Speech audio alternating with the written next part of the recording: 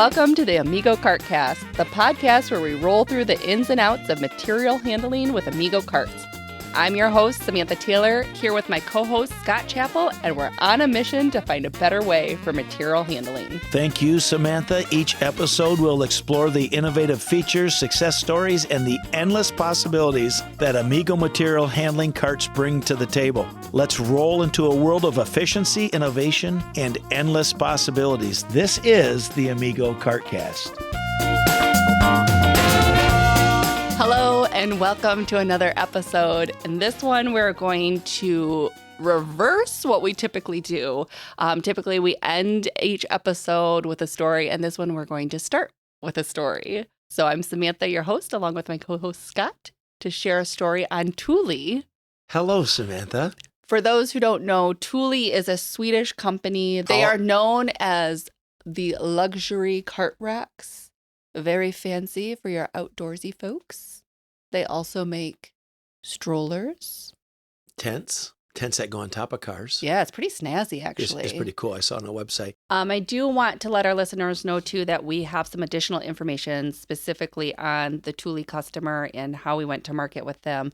If anyone is interested in reading the blog, there's a post on our website. You can find it at myamigo.com/blog.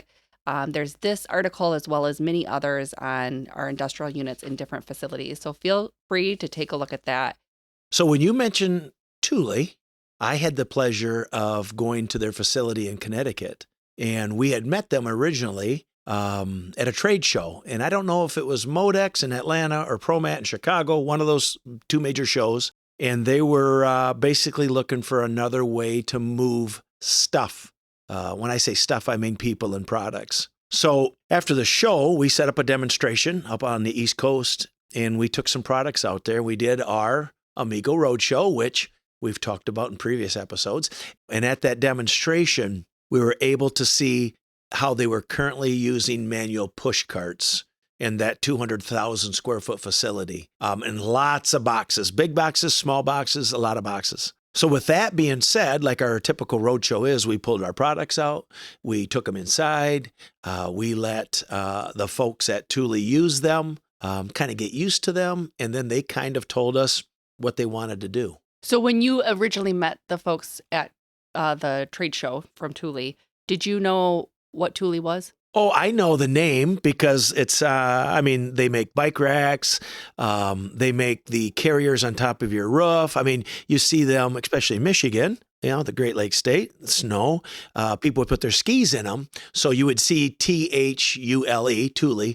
You see that on top. So it was interesting for me because, it's just kind of a neat company that is well known that is interested in our product. Yeah, I think that's very cool. One of my favorite things about a job in sales is all the cool people you get to meet. And sometimes you might not, notice where they're at all the time. And like you said, they're everywhere on car racks and the luxury of car racks. My gosh, you betcha. The Louis Vuitton.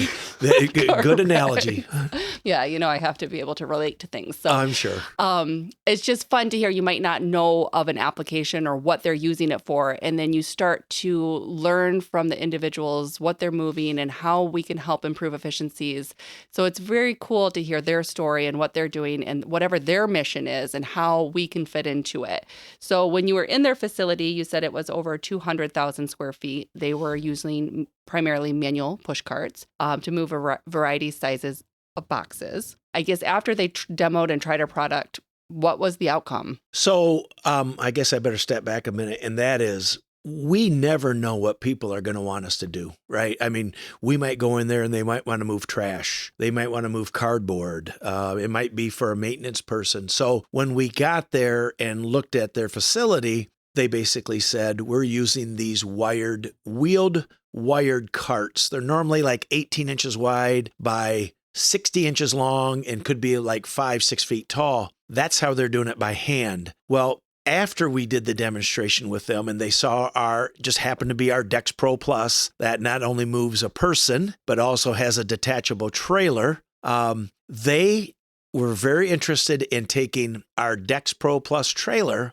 and attaching the wired shelves, carts that they had, taken the wheels off and mounting that onto our trailer. So we basically did like a 2-for-1. They took our trailer and mounted what they were currently doing. Now, a couple different reasons. This is what I found out after the fact. One was, honestly, they liked the shelves that they had on their carts. They had 3 or 4 shelves, and that's what they're loading stuff up on. The other is they loved our casters compared to the casters on those less expensive carts. So they were actually not only using our powered Dex Pro Plus base to pull them around, but they were actually pushing those carts around manually as well. We weren't going in, you didn't know, first of all, what they were. But they saw the product, got the wheels turning. We're not changing. They're not changing how they're currently maybe doing things. We're just making it more efficient. So they're using the same carts. They're just no longer pushing those heavy manual carts around. We're able to provide an easier solution to get the job done a little bit more effectively. So that's pretty cool. Yeah, it was very nice. And we didn't know. And obviously in the world of sales, everybody, if you're in sales, you want to try to be everything to everybody. We don't know that going in. We were just fortunate in this case that the folks that we met at Thule at a trade show, they know their warehouse better than anybody. So they know if there's an efficiency issue. They know if there's an employee issue as far as not enjoying what they do. I will say, since we put these multiple units in there, I've been back because we like to go back and see our customers and just make sure everything's working properly. But now these carts that they have, the trailers that they have of ours, they use them in a lot of different things. So now, not only from day one, they wanted to do it a certain way. Now they're using them for many, many other items as well. Applications, that is. So, Scott, to your point, it's really cool that they were able to use their own carts to put on top of our trailers. They kind of customized their own carts, we'll say their own trailers. But if they didn't have that, can you share what maybe we'd be able to do for them? Most definitely. So in Thule's application, once we unloaded everything and went inside to show them what we were able to do, there was a general idea that they move all kinds of boxes. And so it was small boxes, could be long boxes. So they needed shelves.